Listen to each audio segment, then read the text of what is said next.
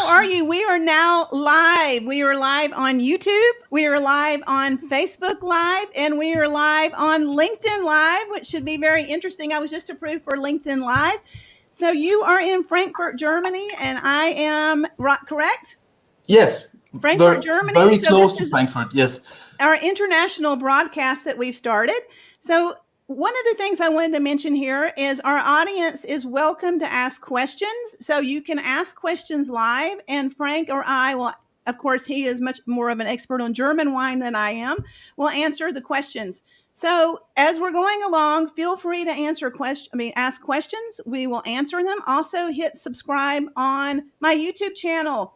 So Time to Wine is a live broadcast featuring experts in wine, social media, leadership, and marketing. And each speaker is featured on LinkedIn, Instagram, Pinterest, Facebook, and Twitter. And this is every other Monday at 9 a.m. Pacific Standard Time. And the live stream broadcast is featured on YouTube, Facebook Live, and LinkedIn Live every other Friday at 9 a.m. Pacific Standard Time.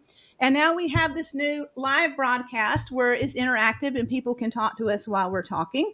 So I'm going to talk to you a little bit about Frank, and he is going to talk about his work with the German Wine Board and also his work history, etc. So Frank is from Frankfurt, Germany. He speaks German and English. What other languages do you speak, Frank? Some French. I had French in school, but I can understand more than speaking, and I wish I would know how to speak Spanish and Italian, since these languages are so beautiful. But I'm more familiar to English, so I'm glad that you speak English with me, Jessica. Thanks. Okay, great. Okay, he is a high-level director of communications with extensive experience in marketing, various media, including television, print, and online media. And so we're going to talk to him a little bit about his work history. And I'll be watching for questions. Feel free to jump in and ask us any questions live. Go ahead. Yeah, well, I started working for the German Wine Branch. It's a roof organization I work for, Wines of Germany headquarters, which is the German Wine Institute. It's a little bit confusing to have these two titles. Some 13 years ago, or almost 13 years ago, I had worked as a news editor, a senior editor for public German television before in the online department. So I did have a lot of working experience in digital media when I started here. And I think the branch looked out for me because they had, at the time, they had they were not too fit in digital marketing. And so we had to do that a decade ago.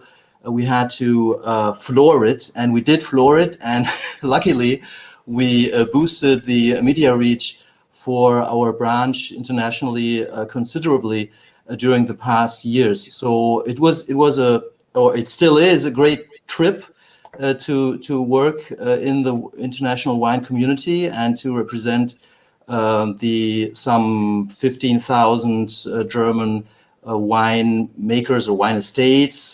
This comprises cellars as well as wine associations. We call them Genossenschaften, and also individual winemakers, of course. And they all contribute to the institute I work for in order to finance international campaigns and domestic campaigns too. And also feel free to ask questions. Send us some love so we know, send us some little hearts so that we know that you're watching or that you're interacting with us. Okay, so let's talk a little bit about your experience with the German Wine Board. Yes, well, my employer is by federal law obliged to work with boards and with representatives from all of the 13 German wine growing regions. And it's good that we are obliged to do that because by having this obligation, we interact and we speak and negotiate with all the representatives that are elected in this board in order to find the best way to concentrate on specific topics and on specific objectives that we want to reach within a year or 2 or 3 years, depending on the campaign. Some campaigns run for several years. Some campaigns or some messages simply need time and a lot of effort. So this is all the same in digital communications or digital marketing than it always was. So this is the way we work, that we do listen to the branch first before we lay out a concept. And then this concept needs the consent of the boards, or the board. There's a main board, of course. And in the well, I would call it parliament. It's similar to that. There are some 45 people who come from all of these three groups. So they represent winemakers on the one hand side, associations as a second part, and sellers as a third.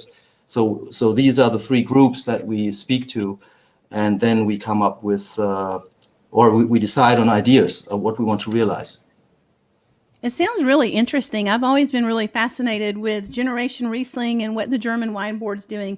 So do you want to talk a little bit? Generation Riesling is incredibly fun and innovative and in many textbooks. Do you want to talk a little bit about some of the innovation of Generation Riesling? Yes, the idea with Generation Riesling was born some 15 years ago in the German House in London, when a handful of winemakers presented their wines to an audience of merchants and journalists. And so they noticed, and my colleagues of that time, and the first one to mention would be my colleague Steffen Schindler. He noticed that the press is really interested in individual careers naturally. I mean, I have having been a journalist, I can understand that nothing is more interesting than individual careers or individual stories. So that's how it all started, and from there on we created a website, and I think that was another important step to more fame, so to speak, with where we showcase individuals. And so this generationriesling.de website is a great source of research for many players. And the idea was also to help young representatives of the branch to get started. So there's a maximum age of 35. So the two of us are out, Jessica. We're only the alumni team. We're the alumni team of the Generation Riesling, which is okay, but they're doing really well, and the group has expanded its media reach tremendously. There are 3 people within my workplace here that are very busy coordinating everything they do. And so by now there are more than 300 members of this open. It's like an open presentation platform. So the term Generation Riesling doesn't mean that they solely introduce or present Riesling wines or showcase Riesling wine sites. They also speak about everything and all, the whole versatile a group of wines that grow in Germany. And so they are very innovative with video, and then they also have particular outfits and things they wear. Do you want to talk a little bit about the branding with video, as well as with what they're wearing and the things that they do on social media? Right. So these young people noticed when they show up at they meet in really hot or posh locations. And then it's important to have a certain look and feel, so to speak. So they get their own outfit, and they also that was a great thing to see, that they also helped out each other among each other in the group when someone needs some assistance.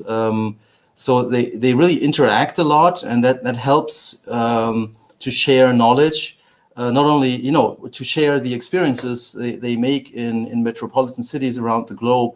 So they're increasingly important to us. They are similar to the German wine ambassadors, to the German wine queen. They are also great representatives and ambassadors for the whole branch, every one of them. So and then it gets more professional every year. They started to produce videos. They meet once a year in a assembly. It's like a think tank where they exchange their views and what they think is important to do in marketing and digital marketing. So it's getting more interesting, in fact, year by year. And I think my colleagues that Katharina Bloschik and Michael Schemmel, who is also in charge of the US market, he was in charge of the US market. It's Carola Keller now, and Michael Schemmel is in UK. They swap every other year. But they're all involved with the Generation Riesling, and I'm really glad about this, because it would be impossible to answer every inquiry or every email and react to every post. I'm sure that you have a similar problem, Jessica. It's in these social media times, it can be challenging to react quickly. Yes. Yes. Especially when I do the live broadcast that goes all over the world, and it's like, okay, that's another job here I've got to do. I've got to answer all the contact everyone. Yeah. Yes. So, I okay. see your point. So I want to remind everyone again, if you're tuning in, please feel free to ask questions and let us know you're here. All right. So Frank is going to talk a little bit about the Clink Different campaign. If from my understanding, it was with France and Germany. Is that correct? Yes, the Clink Different campaign started over a year ago, and it's a campaign that is it's subsidized with EU money, with the from the European Commission, but it's also financed by Bordeaux wines and by German wines. So we applied for this budget to do this, and we concentrate, or we focus on several states in the US to bring together merchants on the one hand side and winemakers on the other side. There's also, I don't know if you can see that, if I type that in the chat box.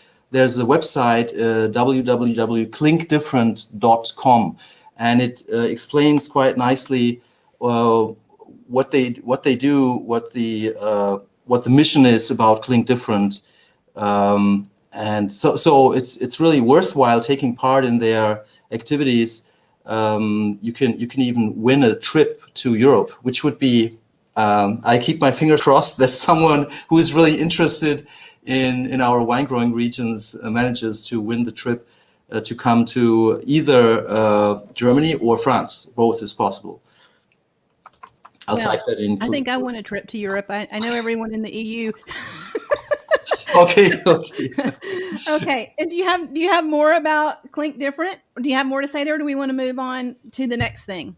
Well, I would encourage people who are interested in Clink Different. It's really a big thing. So, and there's a lot of we put a lot of effort into this. So it would be wise to contact the US office of Wines of Germany. So GermanWinesUSA.com, our colleagues in the US, because they are informed about this, and the Clink Different team, of course, is informed about everything. But it's fine to email me, and I can always team up people. So it's either way is fine. Okay. And what are your favorite German wines? Well, for those of us that may not have as much. Oh, here's your private chat. You sent a little link here, so I didn't know where to put it. That's fine. I got it. I can probably add it in over here where someone can see it. So here it is. I'll paste it in. Oh, and we'll add it in here. Okay. There you go. Perfect. Okay. So German wines, what are your favorites? Surprisingly, I mean, Riesling. You have to know about Riesling when you are German, of course, because it's like the king of our grape varieties that we stand for. And I am very fond of Riesling because it's such a there are so many styles that it never gets boring. But besides Riesling, which is never, it's always a good choice, no matter where you are. Personally, I'm also very interested in Pinot Noir, and I started to learn much more about Pinot Noir when I came on board, so some 13 years ago. It's not for, I would say, Pinot Noir, because the aromas, the fine aromas, there's so many of them.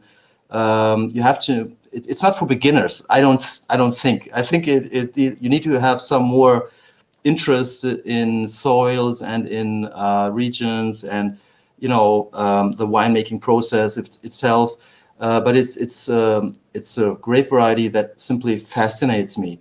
So I'm very interested in both. And another thing I also like are we call them bouquet wine varieties like Würztraminer. So I'm really fond of them if they are chilled properly. So if they're chilled, I love that. So you need a fridge, a good fridge. And do they don't ask me about ice cubes. I don't want to answer the question because that's. I've had trouble with ice cubes in Europe. So okay. can I have some ice cubes? No. Well, I don't personally. That's an American thing. Sorry. I shouldn't be saying that, but well, it's a topic that polarizes wine lovers. Ice cubes.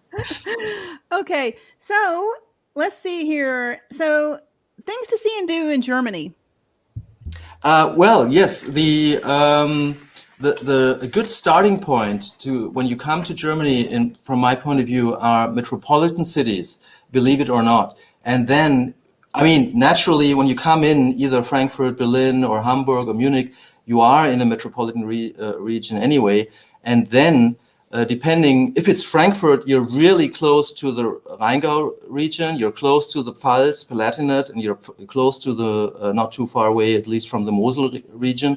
So Frankfurt is always a good start, and to see the city briefly and then move on to the wine growing regions. In Berlin, the wine bar scene, there's a vibrant and very active wine bar scene. It's wonderful. But Berlin, of course, is much further northeast of the southwest. So we are located in the southwest, and most of the wine growing regions are further southwest, except for Saxony. So, and Saxony is a fantastic state and a fantastic wine growing region by itself. So, yes, and then everything that is located right next to the rivers, be it the Mosel River or be it the Rhine and the Main River or the Neckar further south, they're beautiful, beautiful landscapes. No matter if you travel by boat or by car, or you rent a motorbike or something. I love to ride my motorbike. So there's so many options, and many Americans, when they are here, they comment. It's funny to me because it's used to it, but they always say, "Oh, everything is so clean and tidy. How do you do this?" So I don't know if that's true, but that's what many American guests comment on when they drive through the Mosel Valley or through the Rhine Valley. I know I've been to Germany once, but I would love to come. And I'm still thinking we need to do some German wine tours. Yes. And I think some American people would really enjoy that. Providing right now. So speaking of that, what's your current situation with COVID? And what would you say what were the silver linings of this, or what's going on now and what's kind of changed? Well, before I comment on that, I just wanted to pick up the topic of traveling or the wine trips, because I know that we spoke about that at some other occasions last year, and I totally agree. This whole branch has to, or not. Well, it does professionalize at fast pace. Some of you may know Annette Schiller from ambiacypr.com. She organizes, or she did organize wine tours for a long time. She's really good at that, and she's based and lives in the US, and her husband. So, but there are many others, of course. My employer organizes trips to mainly for journalists. So that's the problem. If you're not a journalist, then it's not so easy to get a hold of these bookings. But a really wise thing to do would be to contact the German National Tourist Board, because they have a whole range of contacts and they can help you to find, to find services or to find companies that are reliable and not too costly, but with a great service. So the website would be www, and then it's Germany.travel. I will type that in here. You can send it to me and I'll so because that's the German National Tourist Board. Yeah. So I totally agree on this. But and if I would be more courageous, Jessica, then the two of us would create our own business to organize these trips through the beautiful Mosel Valley and the Rhine Valley and so on. I have had, when I was doing this, I was doing it for the university, and university students were going with me. And I have had executives ask me, well, first of all, the university students, they weren't knowledgeable about wine and they were just really interested. And so I've had universities interested in me taking students to Europe. I've had community members interested in going to Europe. I've had business people and executives interested in having wine tours to Europe. So it's really reaching all kinds of different people with a variety of different knowledge. So we should keep talking about that too. Yeah. Did you send me another link to post? I totally agree. No, you forgot the Y, Germany dot travel. That's okay. Don't worry about it. Travel. Okay. So yeah, if people look after the German National Tourist Board, it's a I'll great. See if I can double task and do that too. Let's see here if I can get it. Okay. Yeah, that is difficult. But to come back to the second part of your question, the COVID, the pandemic situation, it's much easier now, of course, than it was a year ago or even half a year ago. But let's see if this is okay. Now I'm going to post it now and see if I got it. Oh, okay. No. Yeah, that's it. Here it is. Here's this one, Germany wine. Yeah, both are possible or both are good sources of research. Regarding the pandemic, there are a number of restrictions when you enter a restaurant, but the restaurants are open and the airport is open. So and there are many tours. As long as you do or take part in activities outside, there's no problem at all. You would always be in smaller groups, not in big groups, of course. And the administrations, be it on a federal level or on the state level, they are making or safeguarding that these regulations and restrictions are being obeyed. Which is a wise thing to do, of course. It still is necessary. But it's possible to travel, and so I started again to meet my friends every week. We have certain nights out, where we do something, and of course we wear the mask, when we enter the restaurant. That's mandatory. Yeah, but speaking about the market itself, the wine market, I mean, it was detrimental during the past 20 months for the gastronomy, of course. And they got aid from the federal government, which was badly needed, and it's still difficult for the gastronomy. So all the winemakers that sell their wines via the restaurants or solely via the gastronomy, they have a problem. But that's not the majority of most of the winemakers have several channels they do business with. So of course the online business developed tremendously naturally, and also the merchants, they were doing a fantastic job during the past 20 months. So on a whole, we're doing quite well, in fact. So it's you almost feel ashamed to say that, because there's so many people suffering because of this pandemic, but all in all, we're quite positive, or trying to look forward and to revive all the business contacts that were active all along. And we're here over here. we're back in mask. So we had mask off. We have vaccines. I think 70% of the population has vaccines, and now they're heavily asking people to have the vaccines because there's still a lot of people that don't have the vaccines being contaminated. And so we're back in our mask again, and we just have a situation where we're not receiving product internet from international, so there's a shortage of product. Shortage. There's a food shortage that's not coming in, and I'm not sure where that's all coming from, but some of the restaurants, such as the big international chains, are saying we don't have the food to produce the Mhm. food to produce. And then the other thing that's happening is everyone's hiring. So there's all kinds of jobs that are, everybody in town is saying we're hiring. So there's just all kinds of things going on with hiring right now, or shortages of people, or we can't produce the food because we don't have enough staff, or Mhm. just a lot of, it's really interesting thing, phenomenon right now. So you're a huge international traveler. Where are you? Yes, I yes. wish. I wish. Yes. Well, we'll keep traveling. We've kind of had a little thing where we've had to kind of slow down. So Right. what would you say some of your travel shock stories are?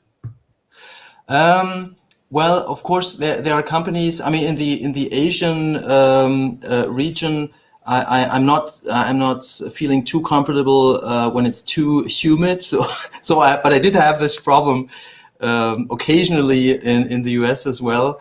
But that's, I mean, that's just something that you expect or that you know when you travel in on different continents. Um, well, another thing is I had the last time I was in the US, January 2020. I used this taxi company that is not a taxi company, but it's called it's one of those free what's the name again? Thrifty? No. Well, I forgot. At the airport, so I wasn't used to that, and I couldn't find the taxi stand. That was a problem for me. Other than that, I'm quite happy. I'm a happy traveler, and I like to travel. Unfortunately, it was not too easy to travel during the past months. But other than that, I mean, culturally speaking, I think the US and Europe are not too. I mean, they're open democratic societies, so it's not such a great challenge to me. Yeah. Do you What do okay you think about this, Jessica? about culture shock? About culture shock? Culture shock. So one culture shock, I think I might have taught. I'm trying to think of some of the culture shock things. So when I worked in Italy, Italy is, you talk with your hands and you say things with your hands. So I think, if I'm not mistaken, there's a symbol that means okay in the United States. And in this situation with the okay, and when they say, how's the food? And I say, good. Well, in Brazil, this is equivalent to the middle finger in the United States. Oh, So I oh, was in Brazil flashing that around. oh, that So can there's be some a things problem. with hands that can be okay in Europe or okay in the United States, but then you're in another country and the symbol does not mean what you think it means. It's Oh, yeah. incredibly rude and disrespectful. Luckily, this didn't happen to me yet, but Well, this good that happened I to know it me, and now. my husband said, "Why are you doing that to my mother?" I was That's like, "What do you mean?" Because she'd say, "Do you like the food?" right, right, yeah. I was Yeah. like, "Oh, well, okay." And then I'm trying to think. I've had a lot of culture shock situations with. I've been to Brazil 14 times. I've been to Italy 14 times. Um, I was in a meeting where it was very stressful, and I would always go first. It was a stressful situation, a leadership camp that I was doing in northern Italy, and I would go first because I was nervous and I wanted to get it out of the way. And I was with a lot of people from different countries, and in some situations that can be perceived as rude. And the situation with me is I'm nervous. I want to have this completed and be out of the way and then sit back down. But I think there Oh, were, oh, I see.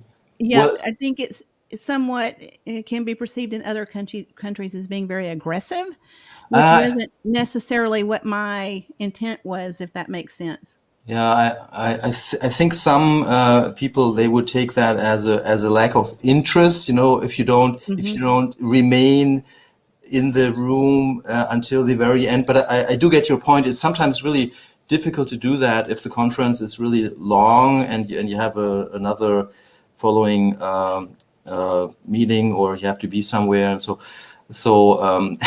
yes. But Well, it's I think not, it's not a big problem. So I think once you speak to your fellow participants, it's fine, to clarify this experience or this moment. Well, I think, the big importance here is we're all from different countries and we've all grown up in different bubbles, and we all have grown up in different, even in the United States, I grew up in a different part of the United States. And so even within the United States, that can be very different. So we were at about 31 minutes. So I want to ask you, for in closing, let's talk about real quickly some of your tips for successful leaders and moving forward, or successful entrepreneurs. What do you recommend? Yeah, since many things in my career happened more or less by coincidence, it's a hard one for me. But I think looking back, what really did push me forward or meant success was always to remain or to stay open-minded and speak to try to widen your network, speak to as many people as possible, positive people or people that are interested to figure out new things, like you figured out, Jessica, to start this format, which is fantastic that you did that. I mean, that's very motivating. I'm sure that other people find this motivating too, not only yourself, but so I think to stay open-minded and to create a network, and I mean, not to follow every trend, but think first before you start something, and then also try to think of the fact, if you can actually, if you have the network to do it. I mean, which is not everyone is. In my case, I have some 10 people in my department, so I always have to check: is this possible with this team to do this, or should we do something else? Um, yeah. What else? What else is important for career advice?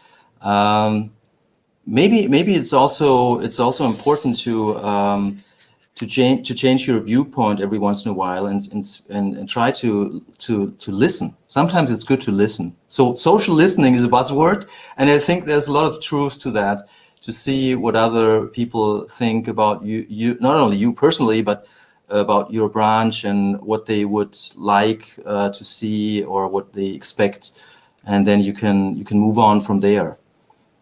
I was talking to Catherine Jones last week, and she's in the UK. And one of the things, and I also talked to Dan Noling in the UK. And one of the things that Catherine said, she had worked in the United States, and that Americans can be perceived as really aggressive. And she said what she liked about it was, she said the difference between the UK and the United States is, she was working for a company and they would say, we expect you to come up with 10 clients, go. It's your job. That's what you do. I know you can do it. And then she'd say, in the UK, they might say, well, if you can't do it, you can just get two. And if you can't get two, well, then I'll just do it.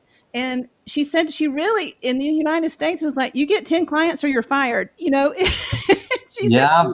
really I, liked it really helped her with, I can do it. It's, I'm the person responsible for this. I can do it. And then Dan Noling was saying in the UK, some of the humor doesn't translate well. And though he's on, I should introduce to you him on LinkedIn. He's very funny, and some of the humor I don't understand because they're using different vernacular, and it's just a different. And then there's other things he does that I laugh out loud, and I yeah. totally get. So it's funny how the humor can't always be translated into a different culture. Okay, so we're going to Absolutely. wrap up here. with Frank. And thank you so much for the compliments on I'm an entrepreneur. I come up with I started, this is how this all happened. I started a big wine program at a university, and I'm the entrepreneur behind that. I started the first collegiate social media club, and I'm the entrepreneur that started that. Then I came out and started Wine Marketing Monday. Do you remember Wine Marketing Monday? That does Fantastic. not work on T-shirts and coffee cups and etc. So it was quickly, I think after a while, it went to Time to Wine, which everyone kind of adapted to. And then I started doing the YouTube, and now we're doing this. And then we're going to do, I'm sure I'm going to have a team of people, because I can't do all of these things by myself. I'm very certain I'll have a team of people and a secretary that's booking all of this for me. So, okay. Well, thank you very much, Frank, in Germany, for participating in our new entrepreneurial fun that we do. And then I'll close out the meeting here. This will also, the broadcast will still be available. So the broadcasts are available as a replay, and then it will also be recorded to YouTube. So I'll send it to you on YouTube as well. And then I'll just close here, and then we'll end the broadcast. Thanks a lot for the slot. Thanks a lot, Jessica, and good luck for the format. I really love it. So I'm sure we will find another occasion to do some more broadcasting. We'll see. Instagram broadcast. I love your background. It looks like it was just very planned out here. It was made for you. It was made for the format. You got my colors and went Time with to Wine. Okay. Mwah. Okay. Pinot Noir. Is Bisbald? Okay. Greetings okay. from Pinot Paradise. German, but it's been a while. Then I had to move on into Italian because I was working in Italy. So, okay, I'm going to hit this, and then we'll end the broadcast. All right.